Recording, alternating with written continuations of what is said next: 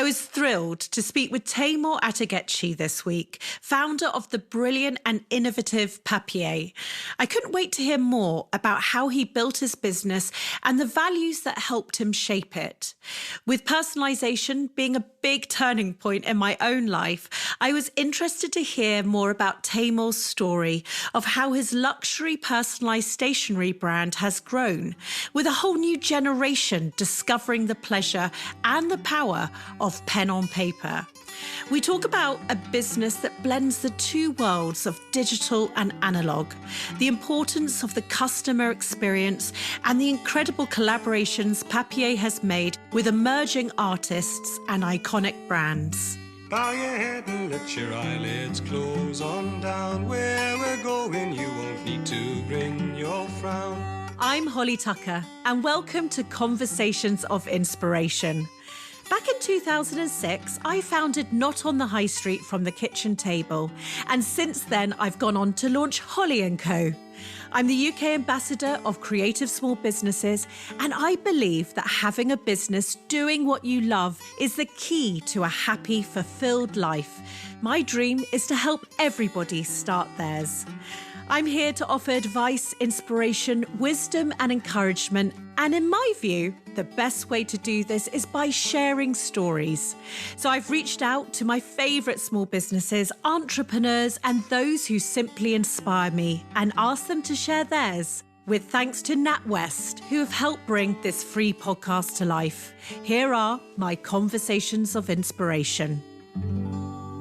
Hello, Taymor. It is so wonderful to meet you. And as a self-confessed stationery addict, I am very excited to talk to you and hear your story. I actually think I suffer from something called, I've created this word, stationery aphilia. This is a proper condition. So welcome. It's going to be great to talk to you. Thank you very much for having me. It's great to talk to a fellow stationery addict as well. I've been following your journey and I'm really full of admiration. Obviously, personalisation is something that I'm very close to. It's well in my heart. And again, that's why I'm so interested to talk to someone, another founder who's understood human connection and products that truly touch people's hearts. But before I get straight into it, I'm recording this series from my desk at home. Where are you and how have you found this time personally? I'm currently actually at Maison Papier, which is our office headquarters in Camden. It's not somewhere I'm based most of the time. I'm coming in kind of a day or two a week, but I've increasingly started to use it. I've kind of started to get a bit of work from home fatigue. So in terms of how I've found the period, for me at least, it's been a period of discovery and actually learning a little bit about myself. I approached work from home, I have to confess, prior to this, with a lot of skepticism. I was definitely a work from home skeptic and kind of had a sense that people who work from home weren't doing very much. And I've been proven very wrong. And I think it's been a lesson to me as well to just, challenge the norms. I've been incredibly productive. I kind of find I'm done by 3 p.m., which is a bit weird. And then I've got some time off. And I've really enjoyed elements of it. I've been cooking a lot. I've rekindled an old passion for cooking. And it's kind of been melancholic at the same time because I have missed seeing my team. As a founder, I'm sure you know this, that some of the highs you get, it's just the buzz of seeing all your team together and actually seeing them all interact and be in one place. And I have missed that, I have to say. And so it's kind of sometimes left me feeling, am I actually needed? Everything's going so well. What's the point in me being here? Yeah, but until it goes wrong. And then you will find your place. They'll look for their leader and suddenly that's like, actually, I am needed. This is good. I'm good in a crisis. Us entrepreneurs, aren't we? We're very good in a crisis.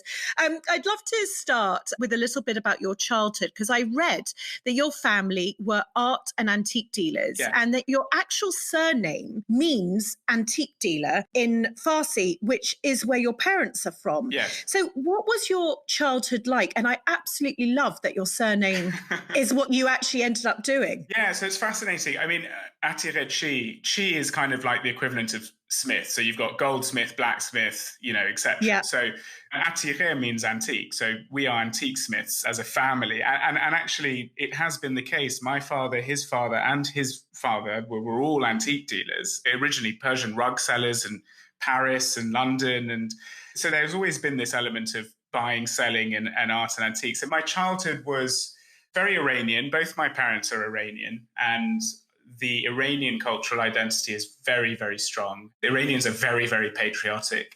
And I've always been brought up being taught and told never to forget who I am and the fact I'm Iranian. And that's actually something quite interesting because, who I am is both British and Iranian. And that's anyone who has dual nationality knows that kind of slight internal tension. But what does an Iranian upbringing look like? Well, it's full of food. Both my brother and I were plumped up as kids.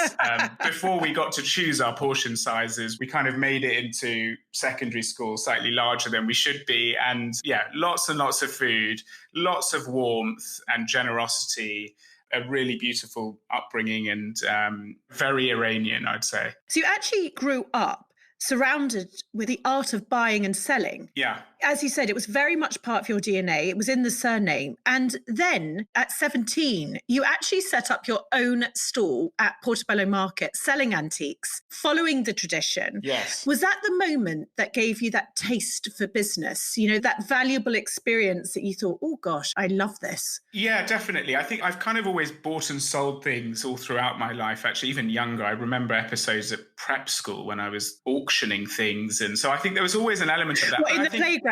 Or in the classroom. I think I was auctioning drawings that I'd traced, probably. I just loved the concept of auctions. And I think that's thanks to my dad. I remember being taken to an auction really early on. I mean, it is thrilling. It's like theatre. My dad is an antique dealer. He does it privately. He doesn't have a shop. I mean, our house is basically a shop, right? So you kind of...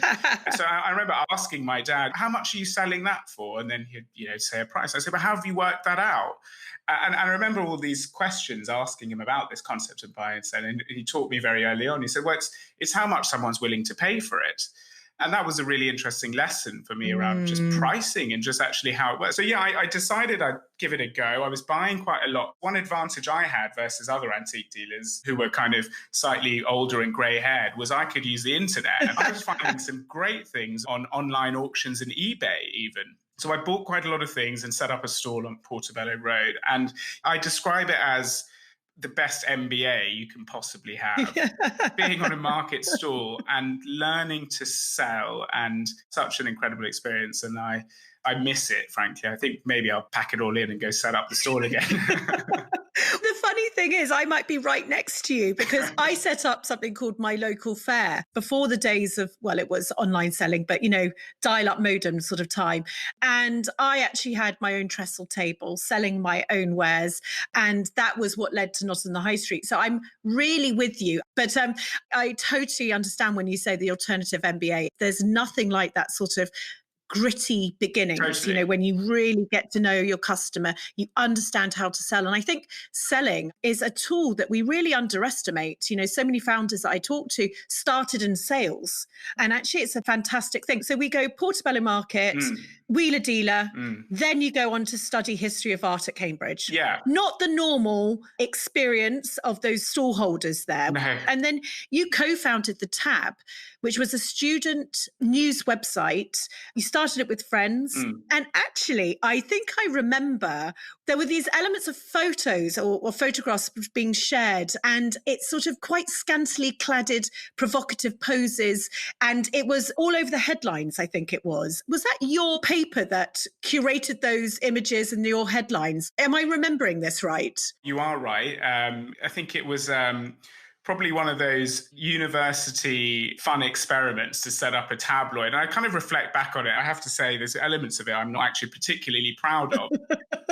So moving on from buying and selling things, the other thing I got really hooked on is the concept of building a brand or something that people love or really want, something viral. I think actually, this was a period when actually the concept of things being viral was actually not discussed. And we actually created something that really did go viral. We were in, frankly, a quite academic, stuffy institution, which I love, though, as in I had some of the best years of my life at Cambridge, but it's quite archaic and old-fashioned, and all they had really was this quite highbrow kind of newspaper called Varsity, and it was kind of full of essays and stuff. And a group of us challenged that and said, look, just because, we're all here to study and etc., doesn't mean we don't want something a bit lower brow, frankly. That does. And we tested that concept, and we produced the Tab, which is a pun because it's short for tabloid, but also Cambridge students are known as Tabs. Oh, I didn't know that. And it went absolutely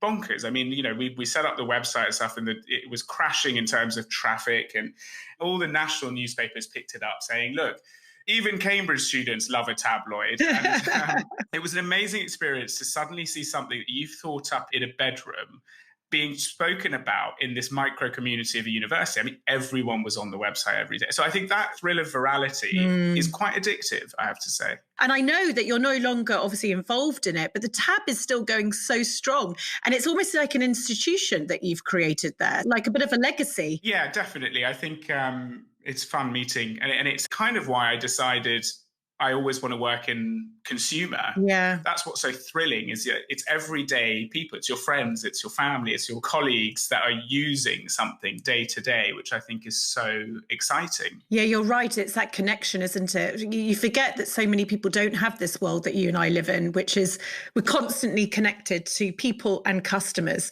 We're not sort of sitting behind a desk and sort of quite removed, which potentially you might have felt because you then graduated uni and you went to work at Bain & Company, which is one of the world's top consulting firms.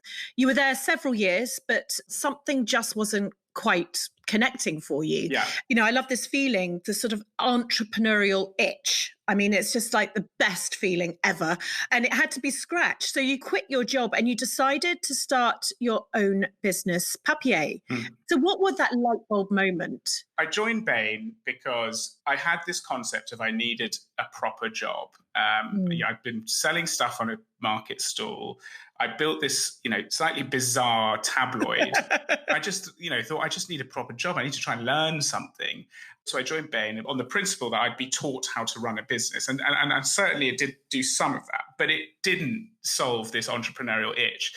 You just couldn't stop thinking. I couldn't stop thinking about it. I was constantly thinking of business ideas and pestering people on desks next to me, say, what do you think of this idea? And they'd say, oh, that's hopeless. You're never going to make any money out of that. And I'd just constantly be talking about it. I can't remember if someone told me, but someone said, just stop talking about stuff and just do something. So I actually quit without having a clue what I was going to do. And I started to think about the things that I love, because if you do something you love and it doesn't go to plan, at least you've enjoyed it. So I went on that principle, and I have this weird stationery addiction. And I realized at that point, there wasn't a direct-to-consumer brand that was trying to define that category. And this was a period where brands were starting to try and own categories. So Made.com at the time was going into furniture saying, let's own that. Glossier, which is now really big, was saying, let's own beauty. Away, subsequently said, let's own travel. So I said, well, let's be the Glossier of station. Let's build a direct-to-consumer brand that owns it. And that was thrilling to me because it allowed me to tap into this love of stationery. It allowed me to be creative, and it had that selling element. I wouldn't be selling antiques, I'd be selling notebooks, which is great. What I love is that you sort of looked at who's doing this category really, really well, and as a stationery addict, I was absolutely a Smyson's customer. And then when Moonpig came along, that was the other end of it. But what you've done is exactly right. You've taken that category and said, no, let's do this best in class, but let's have high quality products, design it beautifully, but it's affordable. Yeah. Let's add in that element of personalization. Let's get away from gimmicky. It feels very solid. Yeah. And that's what it does to me. What was your experience when you tried to share that vision? We're going to redefine stationery. Yeah, no, it's such a good point. I mean, so it depends whether it's to friends, to family, or to investors. I mean, if you just take friends and family first or whatever, they just think you're nuts. I mean, people knew I loved stationery, but they're like, hang on a second, you're literally going to build a stationery business. I actually just did quite a lot of it in what I describe as stealth mode. I said, you know what? Yeah. It's so exhausting and draining having the same conversation. So I just basically hid in a cave and just started to build this business in stealth mode.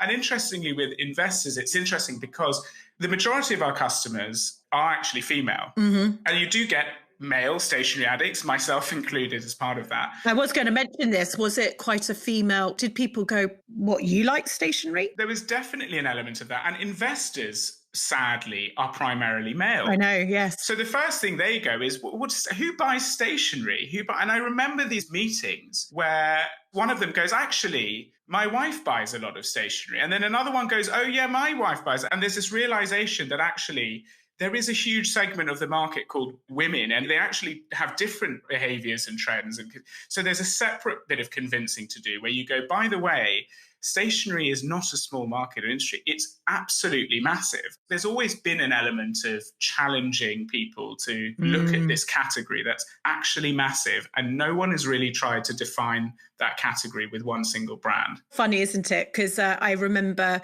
having the same experiences where the potential investors that we were pitching to with our little bags full of personalised dinosaur T-shirts and who buys craft online and who does this? And then actually they kept on talking about their wives buy a lot of gifts online, but that's not for them. And then you're like, no, but that's the whole point.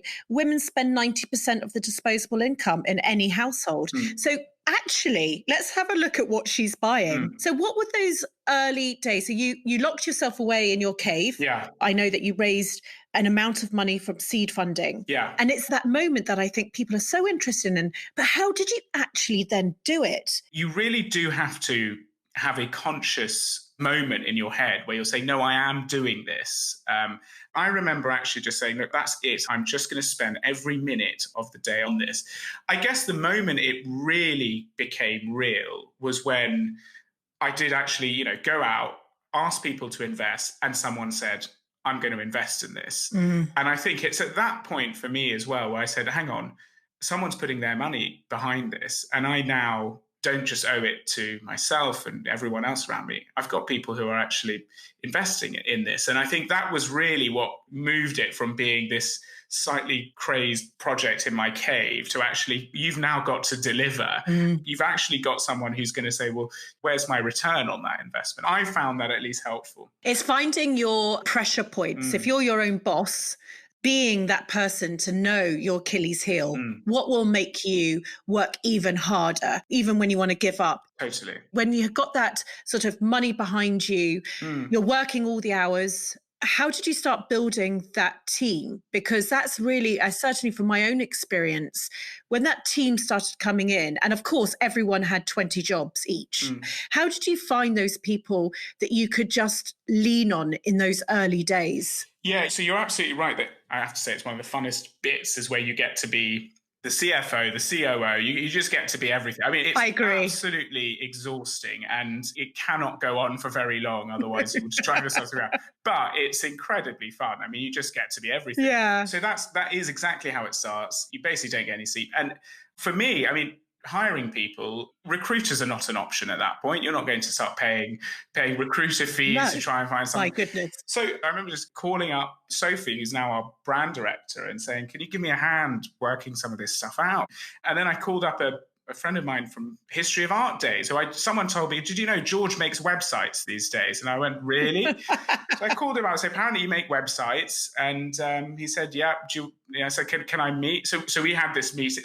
And these people I'm talking about, these slightly, chance encounters, became my founding team. That is how it started. I think that's kind of what you have to do. You just got to see who's around willing to help. And yeah, that's at least for me how I built that initial team. It's so good to hear you say that. And same here, it was my sister ended up becoming the third employee of Not on the High Street. She had a friend from university, became the fourth. Her friend, who happened to build websites, came and helped build our first website, and he was a fifth member of staff. Yeah. He became the CTO. She became the head of product. It's also because they really like you and they're friends. And if they believe in your vision and you've got that skill, that double whammy, if you see what I mean, it's actually very electric in those early days. So it's an amazing thing, especially as a founder, when you feel like there are people around you that are not doing this for the wage packet, certainly, because you can hardly pay them anything at the beginning. Totally. Yeah. And I think, and you talk about those pressure points and those moments of realization where you're like, no, hang on, you better make this work. That's the other one, right? So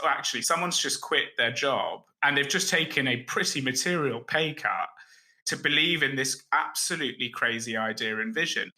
And that's inspiring, I have to say, and it's incredibly rewarding. And it does come back to that point around selling. And actually, you think, before you start selling your product as a brand and consumer business, you're selling the vision to try and hire people. A lot of that came from those early days at Portobello Road when you're just actually trying to convince someone to spend some money on an antique. And they've got to take your word that it's actually 19th century and it's got all this history around it. So, it's all linked in that respect. In the last series, I gave you the chance to win a one-to-one mentoring session with me, and I am thrilled that I'm doing the same this time. Plus, there'll be 10 opportunities to win specially tailored business mentoring sessions from the NatWest Entrepreneurship Managers. This team have coached tens of thousands of startups and business owners across the country, so they know their stuff. To be in with a chance to win, all you need to do is sign up to the NatWest Business Builder using our code. The Business Builder is a completely free e-learning site full of information and advice covering everything from well-being to finance. Head to natwestbusinesshub.com/Holly Tucker for all the details. Now, as you know, each week we run a competition with NatWest, who give away their ad break to small businesses and independents. They truly believe in the power of small and want to give you the opportunity to showcase your business to tens of thousands of listeners. So without further ado, let me hand over to this week's NatWest Independent Ad Break winner. Hi everyone, my name is Vanessa and I work for an amazing company that is Leafage. It was actually founded by the lovely Kay Zuppamas after she realised the importance of putting your well-being first after the sudden loss of her father in 2016. This was life-changing for her, and she set out on a path to find meaning and purpose in her life. Some months later, Kay has now revolutionised the way in which her city-dwelling peers, who had limited access to their own green space, interacted with nature. She now hosts interactive, creative and engaging terrarium workshops, DIY kits and other created products, which are dedicated to helping people realise the importance of their well-being. She has also been recognised as a trailblazer in the wellness space and was one of the finalists for the E-Nation Female Startup of the Year in 2019. If you'd like to find out more, visit the website and Instagram page at weareleafage.com. If you'd like to take NatWest up on their generosity and be heard by tens of thousands of people, we've created more information on what we're looking for at our website, holly.co. Now, let's get back to our conversation of inspiration. You launched initially with just greeting cards and stationery, and I know that very quickly you experienced fast growth. And then I think, you add that design and the quality, as we mentioned before, and the personalization. And then you went on to then build out basically a full product range that touched all customers' key moments and times, weddings, family albums. Was that deliberate? Did you always think that that's what you wanted to do? Because I feel like milestones in people's lives, it's actually a really good strategy. I really can't remember how conscious it was or to what extent it was just based on customers.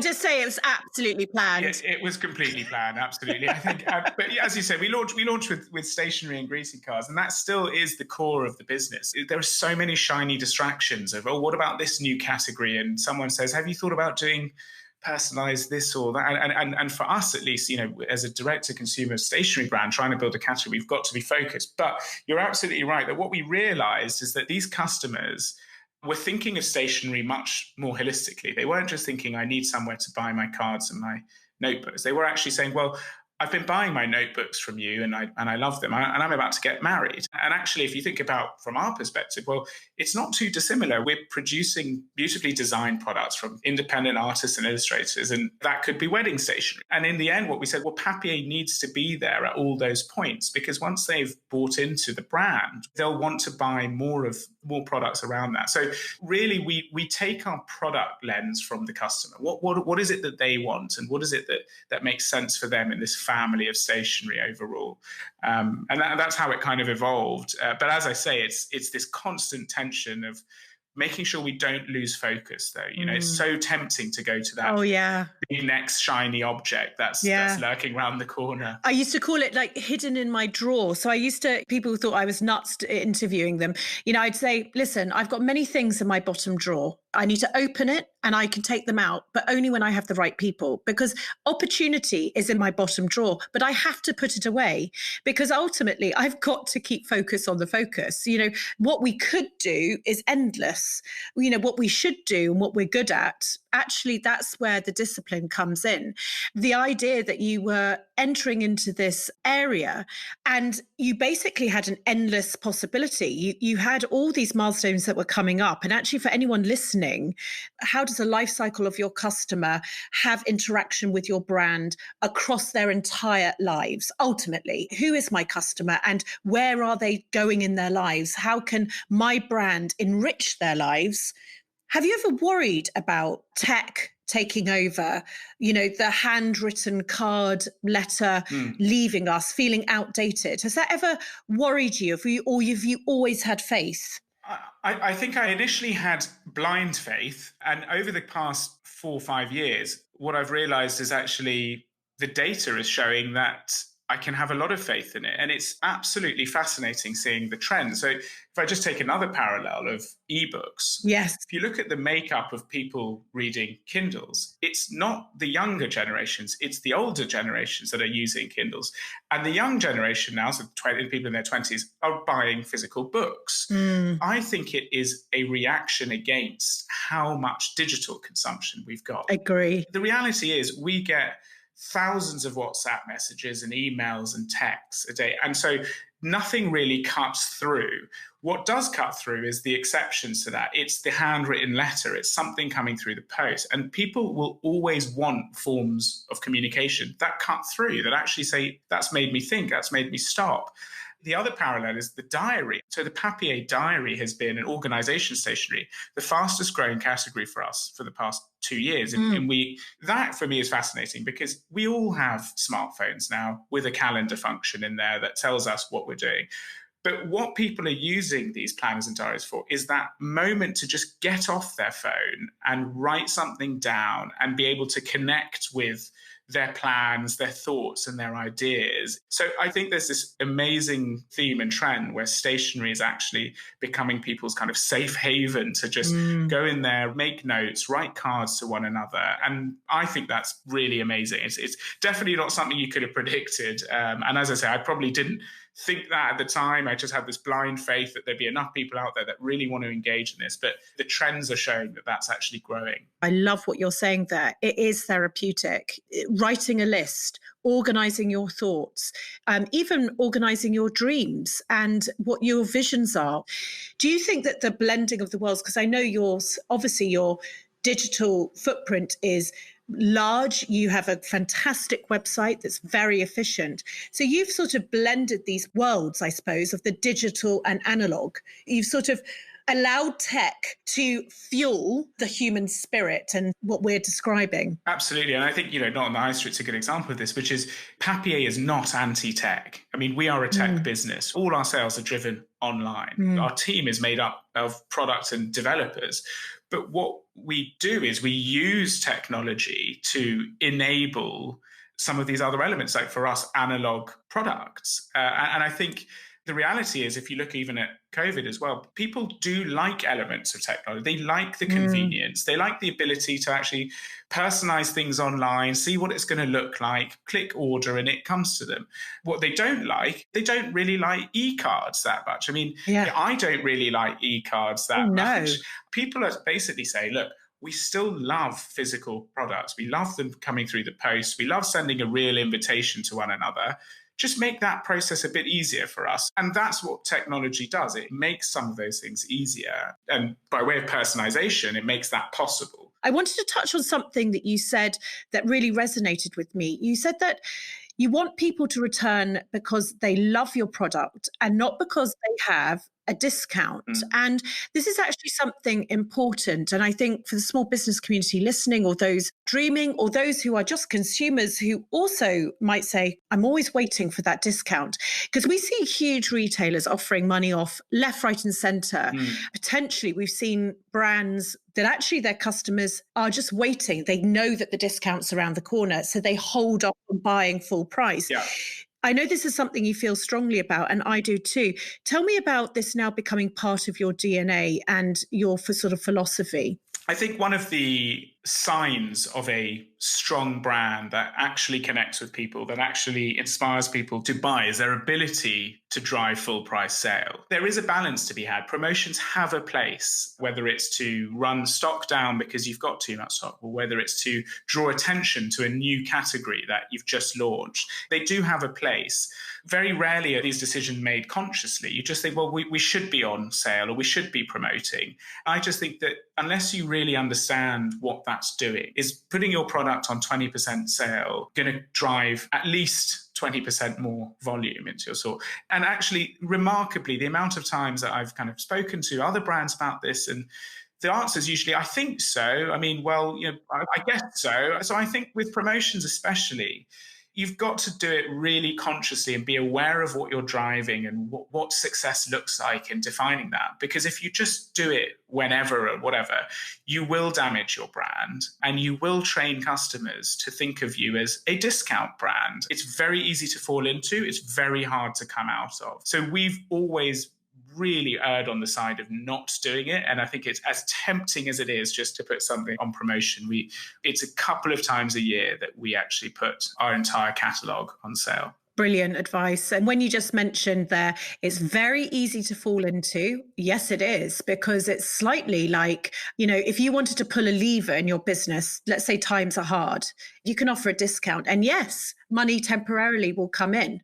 But what you're doing is long-term damage. You're actually training the customer to actually start to think of you differently. Absolutely. And I think that when you then realize that, it's very difficult to retract that. How do you become not a discount brand? How do you make people pay full price for probably the same type of item? It's incredibly difficult. I want to talk to you also about, because design, you have this wonderful air around your brand, and collaborations have been absolutely key in it. I know that you work with independent artists and illustrators to iconic brands such as Disney and the V&A and Liberty, just to name a few. I think collaboration, it sounds easy to do, but it's very important, isn't it? Picking the right collaboration and what that does to you as a brand, so that you can still retain your own brand identity, but that you can introduce these elements. Tell me about your experience and what makes a good collaboration. Yeah, collaborations have been a really core part of our brand DNA from day one, and it still is. We've actually kept that process relatively abstract and creative. We haven't got some kind of scorecard where we go, who are the brands that we want to connect? We let it behave somewhat organically, and we let it happen across the business. So when it comes to collaborating, I think the things to think about are, what does that look like by way of brand alignment? Why are you aligning with that brand? Is it because you are putting your brand in front of a different audience? Or is it because you have very similar values as businesses and brands? I think those are the things to think about when going into any kind of collaboration. And I think for us, it's been that element of reach to access different customers and different fans. And we think of other collaborations or other brands as communities. And I always try and kind of use the word community, because that is really what a brand is. A brand is a community of people that have some kind of commonality in their values, their principles, and they can rally around a brand or a product or whatever it is. That's one of the nice things about collaborations, is you find other brands in other parts. So whether it's the V&A, you know, they are a cultural institution that champion craft and art and design. And that's absolutely something that we do. That's the key thing with collaborations, is making sure that you kind of understand what it is that's binding these two people together. Where they don't work, I think, is wherever you see it. I've seen this happen before. You kind of see a brand and you go, what have they got to do with each other? I think usually what happens there is someone in the brand department's been told, go and do collaborations because they're cool. And they've just found some company and there's just no alignment. There's no story behind that Yeah. I think that's when it doesn't work and actually can backfire. I was just going to say it's brand damaging, isn't it? It looks sloppy and it doesn't make sense and ultimately becomes landfill. And this is what I also wanted to talk to you. Was this one of the core missions of Papier to have sustainability at its heart? You know, so when you were in your cave, was that one of your first things you thought about, or has that come during your journey? It's come during the journey. I think I would like to say that in that cave, I was thinking of sustainability first and foremost. But like many other people, I've gone through a process of education over the past 5 years. I think us too. My own behaviors, my own buying patterns were very different 5 years ago than they are today. We did a lot of learning about our own industry. And I'm sure a lot of fashion retailers have been going through that to actually start to look at it. One thing that was very key is as soon as we brought this up, it has become a core part of our business. We have a very central initiative at Papier called Future Papier, where we actively look at the changes we need to make as a business and brand in order to be as sustainable as we can be, to make sure that we give back to the planet and not just take from it. And that's something that's very important, not just to me now, but to our workforce and our team at Papier. And when you talk about brands and communities, the most important community beyond your customers is your own team. That community in itself, if they are asking and they're saying, look, we need to move this brand into a more sustainable space, well, we have to respond to that. So it's been fascinating to learn about it. What's been really rewarding and pleasing to know is that actually the industry in itself and the decisions we took earlier on, primarily around quality, have meant that we are more sustainable than most stationers out there. And actually, because we weren't choosing the cheapest papers whenever we were looking at things, we were using, and we have been, and we now have it as a very central principle, FSC certified papers from sustainable forests. We don't use any papers that are imported from virgin forests outside of Europe. So that process of education has been really important and fascinating for us. By putting quality at the center of your brand, you have a way that you print on demand, that you have zero excess stock. Yeah. You know, so much of us will have huge amounts of stock that they haven't sold through. And again, when you think about landfill, this is actually a real issue. Again, that was to do with quality when you started it, but has actually worked incredibly well now that you have a focus on sustainability. Absolutely. I think the zero stock model or low stock model is a win-win. So we've always been a zero stock model, and that's been fantastic from a business perspective. But from an environmental perspective, we only produce goods that people want. We're not producing anything more.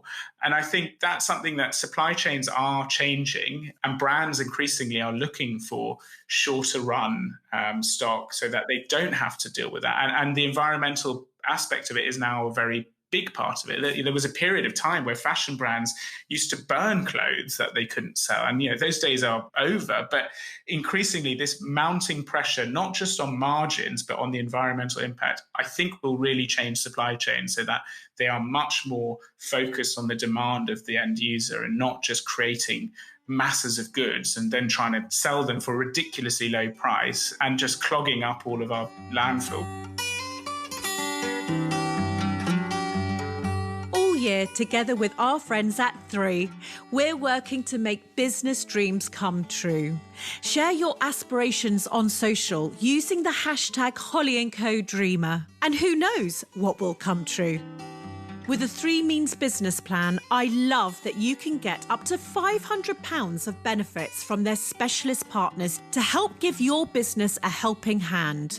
Whether you need support with accounting or building a new website, 3 have got you covered. Now here's a short story about those that dreamt big and flew.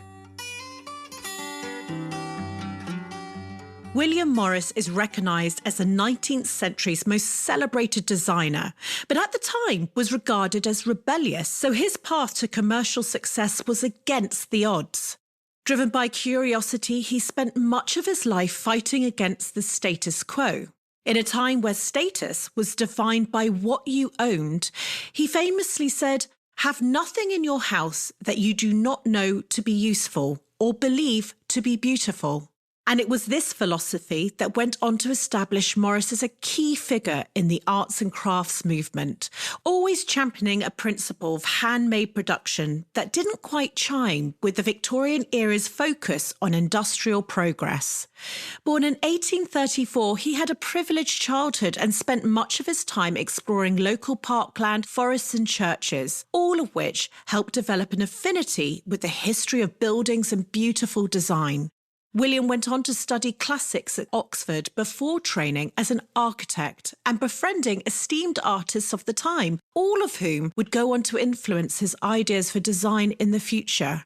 Going against the grain, Morris created his own workshop and sought to restore prestige to the mass-produced factory-led textiles that were gaining popularity at the time. With everything crafted by hand, Morris designed dozens of patterns for upholstery and woven and printed cloth, creating some of the most recognisable textiles of the 19th century. In the late 1860s, he began writing poetry and produced his first wallpapers with designs influenced by English gardens and hedgerows. His determination and insistence on understanding a process, coupled with his unwillingness to follow the rules, helped create a lasting legacy for a man known as one of the most significant cultural figures of Victorian Britain. Don't forget to share your own business dream using the hashtag Holly&Co.Dreamer. And to find out more about Three's business plans, search 3 Means Business. Now, back to Conversations of Inspiration. I know that you're highly ambitious and you're constantly working as all entrepreneurs, and I can tell you're still in love with your brand. You've launched Papier in the US, you're now selling in 38 countries, and in May, you created your first campaign for TV. Was that in lockdown? It was in lockdown. It was one of the very few TV campaigns actually filmed, recorded, produced in lockdown, which was an experience in itself. Remarkably productive, remarkably effective. And it's down to the teams involved making that work. But yeah, we did produce that in lockdown. Looking at what you do, you know, you're at bridal shows, you have workshops, you have amazing pop-up stores, which make me drool. With the high street in disarray, what I wanted to ask was, what's your points of view on that for the future? I think brands do still have to connect with their customers. And I think that's the overarching objective, is to form that really strong bond with their community.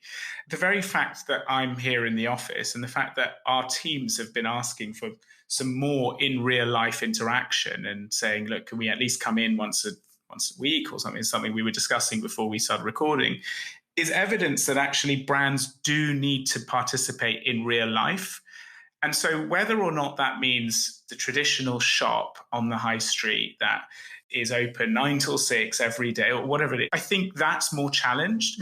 With us, you know, the workshops that we do, the events that we host, actually seeing the brand and the community in real life is important. And I think that it's very easy to think that you can just exist and build a brand without any interaction with your customers in real life. And, you know, I think perhaps one of the things that trading on Portobello Road taught me is that real connection is so important. You learn a lot about your customer. You learn a lot about your community.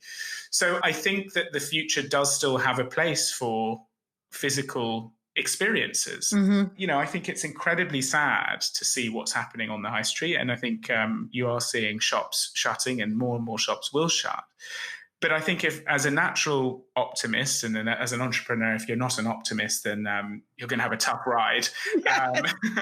I'm excited about what the future does look like, because if we are going to be spending much more time at home and not in the office, then maybe our high streets are going to have a different purpose. Maybe it's not about going and just buying that one thing that you could have easily done online, but it's about engaging with the brand in a different way. People still want to feel and touch, and all of those elements that can't happen online have to be there. So we still see a real role for the brand in real life. And I think more and more brands will think in that same way. So interesting, all of this. And I could definitely continue salivating over stationery all day long with you.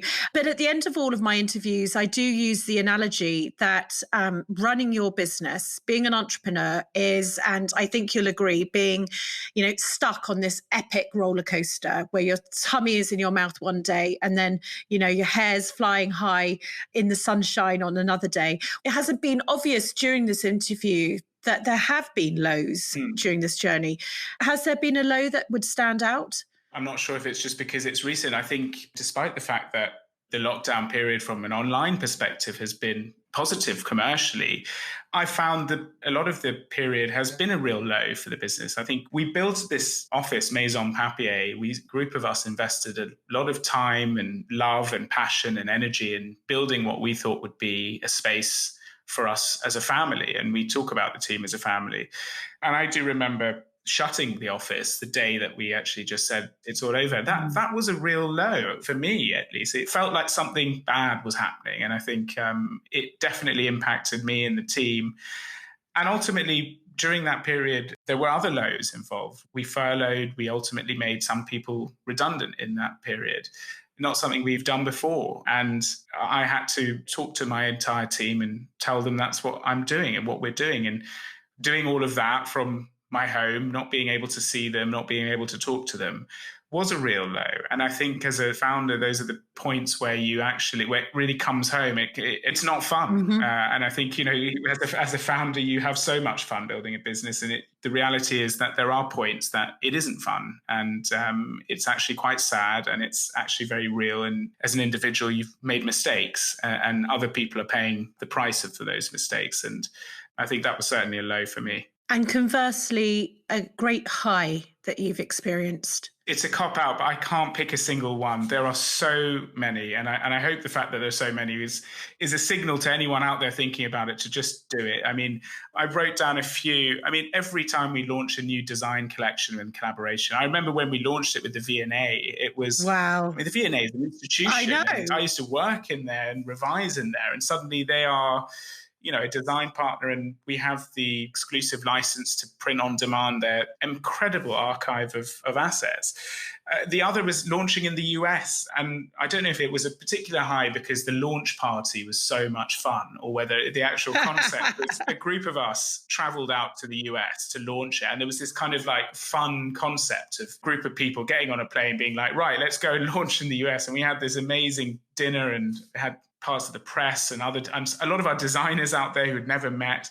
That was an incredible high to actually, plant the British design flag out there. And the ad on TV was a high. I mean, it was certainly a high for my mum, who literally just sat in front of the TV all day waiting for those ads to air.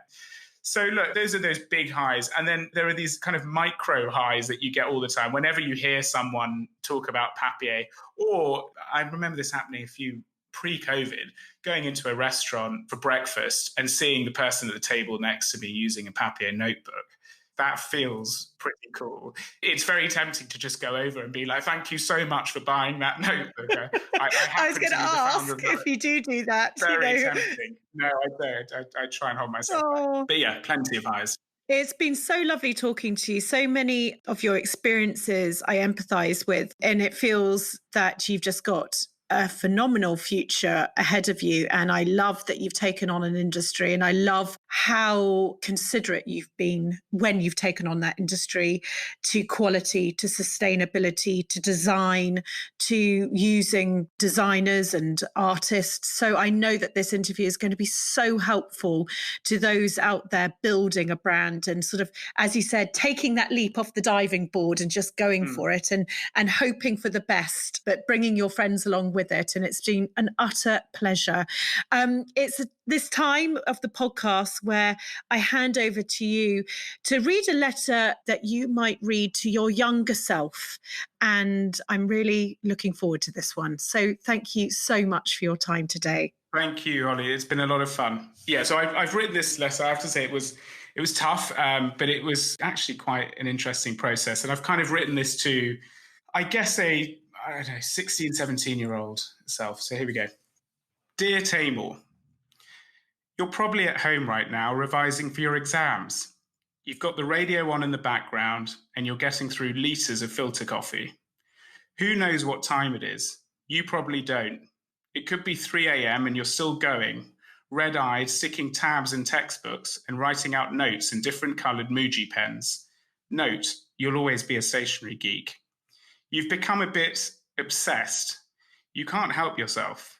You're nervous, you're afraid of failure, you've got something to prove. Well, you can chill out a bit.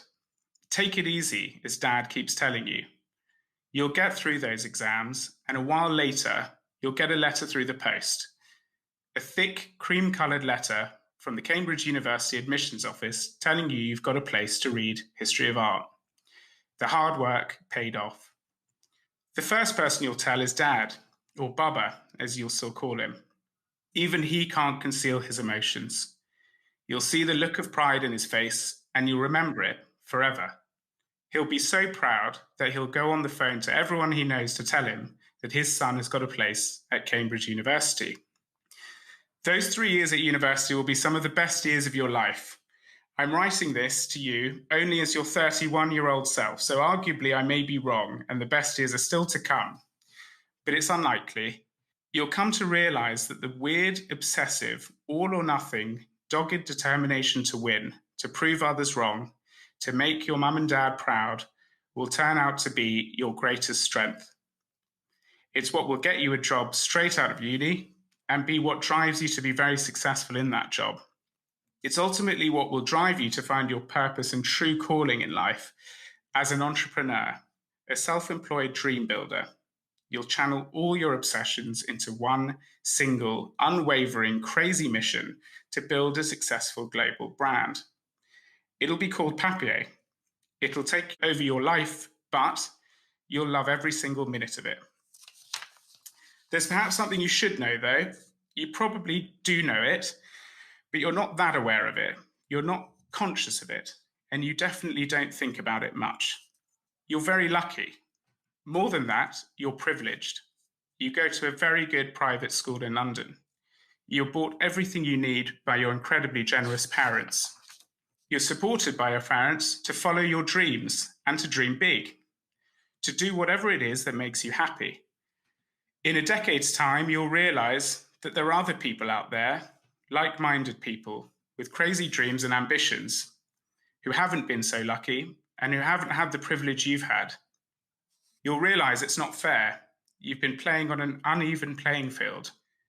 So here's some advice I can give you as your slightly older self. Be more grateful and be more giving. It's not all about winning, about being the best. It's about what you do to help others, how you use your privilege, your skills, your talent to enrich the lives of those around you. You'll be judged and remembered not by how successful you are, but by your kindness and generosity, by the lives that you impact. You'll feel happier and richer as a result. Oh, how lovely. What a lovely letter. I've got a picture of your dad now, calling up every aunt, uncle, everybody, telling them the news. And I've also got a picture of your mum sitting glued to the TV during lockdown, waiting for her son's ad. Yeah. And you know what? For those of us, and you mentioned some people aren't as lucky, for those of us who have family and parents, and we do want to make them proud, and they are proud of us. It's the most wonderful thing. And I hope your parents listen to this podcast and realise how much you still adore them and they adore you. And it's just a lovely thing to hear. Thanks. Yeah, it was quite something reading, actually. Yes, it is. It is. Well, thank you so much for sharing that piece of your soul with us today. And I actually wish you everything. Thank you, Taymor. Thank you. You too, Holly. Before you go, don't forget that to be in with a chance to win a 90-minute mentoring session with me, all you need to do is sign up to NatWest's Business Builder. It's packed full of videos and advice to help you build your business and give you the tools you need. To find out more, head to natwestbusinesshub.com/Holly Tucker. And if you've enjoyed this episode, if it's helped you along your journey or inspired you, would you mind rating and reviewing? Your support means the world to me. It really does spread the word and will help inspire even more people to build a life they love. And if you want to hear all our latest news, you can sign up to my weekly newsletter, Holly's Desk Notes, over at holly.co.